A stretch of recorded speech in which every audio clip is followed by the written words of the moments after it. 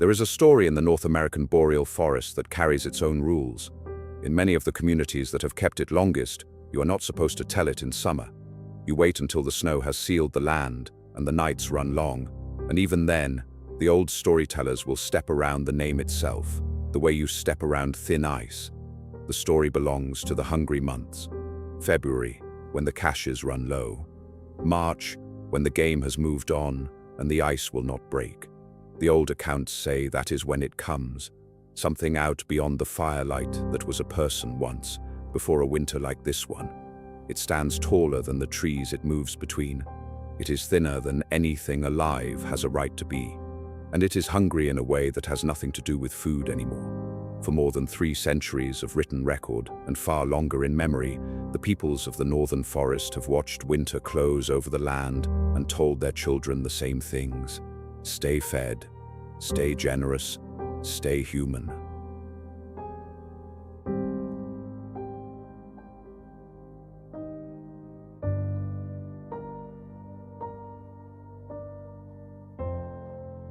The Anishinaabe tell this story. So do the Cree, the Innu, the Saulteaux, and a dozen other Algonquian-speaking nations across a territory that runs from the Great Lakes to the edge of the tundra. The range of the story is, almost exactly, the range of the boreal winter, and few beings in North American tradition hold ground that large. In Ojibwe, the name is Wendigo. In Cree, wîhtikôw. French missionaries spelled it one way, Hudson's Bay traders another, and English writers eventually settled on the form most people know, Wendigo. It is one of the oldest monsters on this continent with a continuous written record. A French priest set its symptoms down on paper in 1661, 3.5 centuries ago, and in all the years since, the story has never once gone quiet. Most legends of its kind live in campfire tellings and half-remembered newspaper scraps. This one runs deeper, and it was never only a story about something in the trees. What does it look like? The clearest descriptions on record come from inside the tradition. Basil Johnston, an Anishinaabe scholar from Wîhtikôw First Nation, who spent his career setting the old teachings down in English, described the Wendigo without a single wasted word. Gaunt to the point of emaciation, skin pulled tight over its bones, the ash grey of death, lips tattered and bloody, and around it an odor of decay and corruption, the smell of death itself. In the tellings of the Ojibwe, the Eastern Cree, and the Innu, it stands many times the height of a person. And it is always starving because the stories give it one terrible rule. Every time it eats, it grows, in exact proportion to the meal it has just taken. The hunger scales with the feeding. It can fill itself and never once be full. The elders' versions agree on the heart. Deep in the chest, where a person keeps their warmth, the wîhtikôw carries a core of solid ice. Some tellings say that is the only way to end one, if it can be ended at all. Melt the heart or shatter it. The story keeps cousins wherever the winter runs long enough. On the Atlantic coast, Wabanaki tradition tells of the canoed, a giant of the north with a lump of ice where a human heart should be. The names change with the languages. The arithmetic, hunger that grows by feeding, holds from the Rockies to the sea, and nearly every version agrees on the worst detail. No telling describes one being born. A Wendigo begins as a human being, a neighbor, a hunter, a parent, until a starving winter or a grasping heart lets the ice in. How does a person turn? The tradition is specific because the tradition was doing a job. The stories name 3 roads in. The first is the Forbidden Act.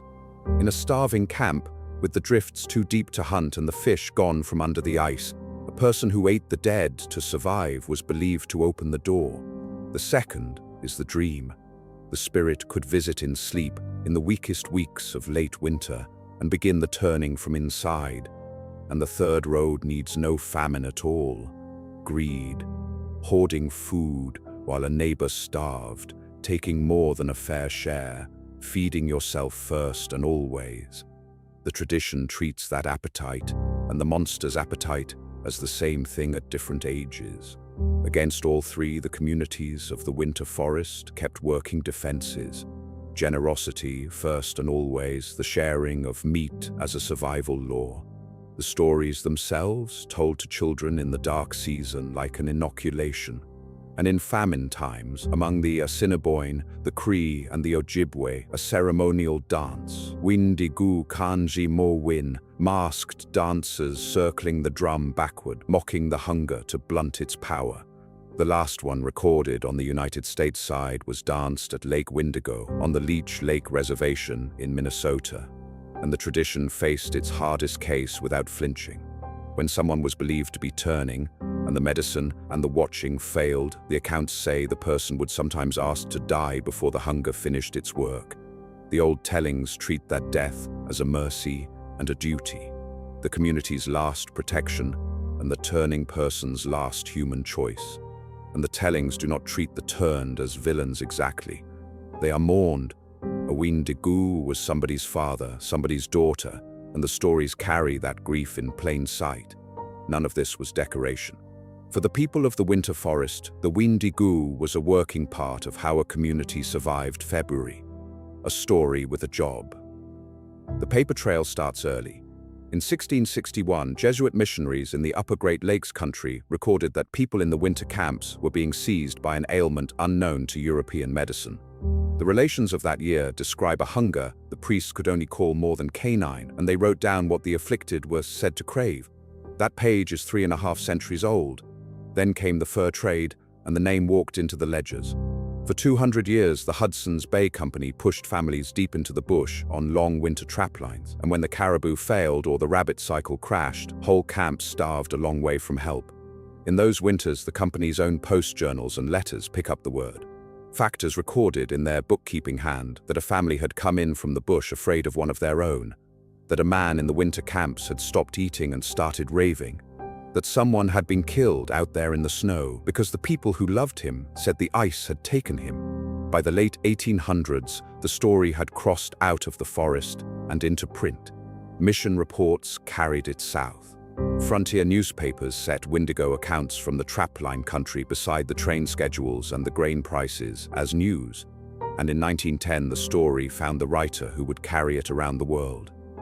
Algernon Blackwood had spent hungry years knocking around Canada before he became one of the great ghost story writers in the English language.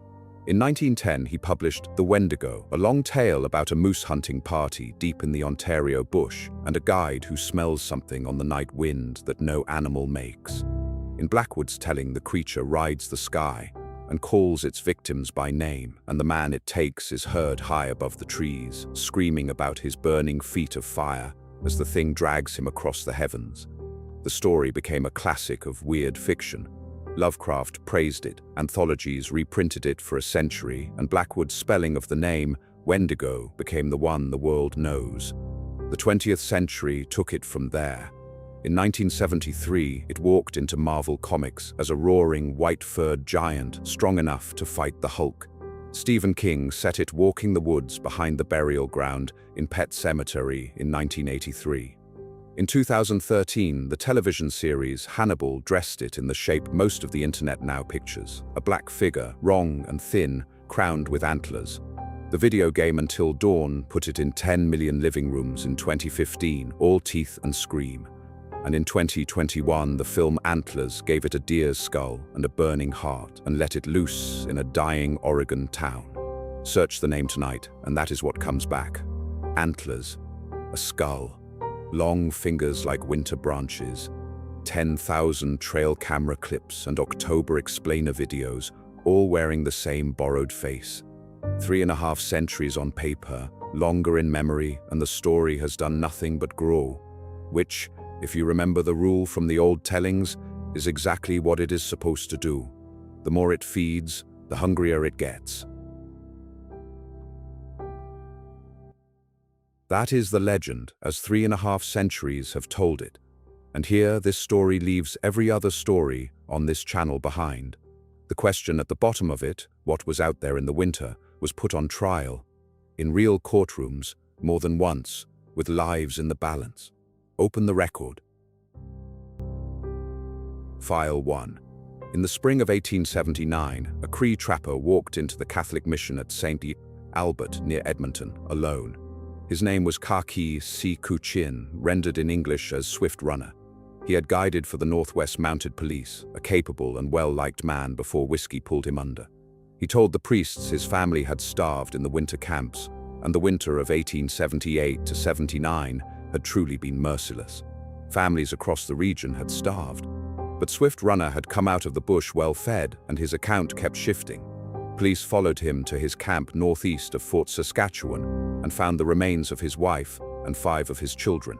He did not deny what had happened.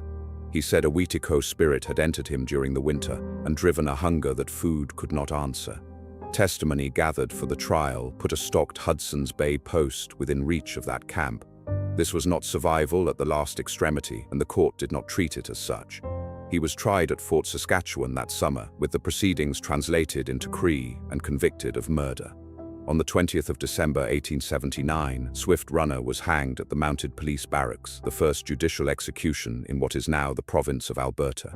By the accounts printed afterward, he went calmly and told the men around the scaffold that the rope was a release from what he had become. File 2. 28 years later, and 800 miles east, the Sucker people of Sandy Lake lived in the roadless muskeg country of the Upper Severn River, beyond the treaties, under their own law. Their Ogima, their leader, was a man in his late 60s named Zhou Wu No Gijigo Gaobo, known at the trading posts as Jack Fiddler. He was a healer known down every river in the region for one work above all. By his own account, 14 times he had defeated a wendigos, turning back a person who was sickening into the hunger. In 1906, the daughter-in-law of his brother Joseph fell gravely ill. Her name was wîhtikôw. She was in pain past helping, and the family believed the ice was taking her. Under the law the Sucker people had always lived by, the brothers ended her life. Word traveled out with the fur brigades. In June 1907, 2 mounted police officers canoed north and arrested both men for murder. Jack Fiddler was around 70 years old. He never stood trial. On the 30th of September 1907, on a supervised walk outside the barracks at Norway House, he slipped away and hanged himself. His brother Joseph, called wîhtikôw, went before a 6-man jury that October. The Department of Justice had advised against arranging him a lawyer. The one outsider who knew Sandy Lake law, a Hudson's Bay man named James Kirkness, was never called to testify. Joseph was convicted and sentenced to hang. The sentence was commuted, and Ottawa eventually ordered his release. The order reached the prison 3 days after Joseph Fiddler died there in 1909. And the 2 files do not sit alone. In 1885, at Frog Lake, 3 men were sentenced to hang for killing a woman their camp believed had turned wîhtikôw.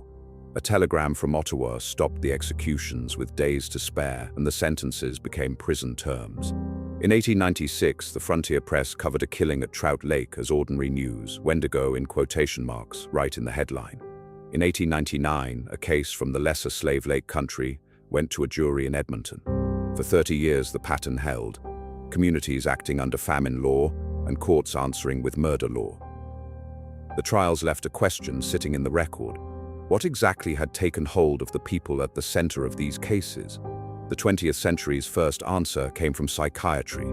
Missionary and agency reports fed the ethnographic literature, and by mid-century the condition had a clinical name: Wendigo psychosis, a compulsive craving for human flesh joined to the conviction that one was turning Wendigo. Morton Teicher's 1960 study made it canon. For a generation it stood as the textbook culture-bound syndrome. Then, in 1982, it met Lou Marano, an anthropologist with 5 years in northern Ojibwa and Cree communities and an archive-deep case review behind him. His paper in Current Anthropology took the diagnosis apart at the joints. In all of it, he could not find one reliably documented case that behaved the way the textbooks described. What he found instead were famine winters, terror, and communities under unbearable stress, concluding that someone among them had turned. The question was never what drove a person to cannibal madness, Marano argued. It was what drove a starving community to decide that a person had become one. And the answer looked less like psychiatry and more like the anatomy of a witch hunt. The diagnosis never recovered. The story, though, refused to flatten into a tidy debunk.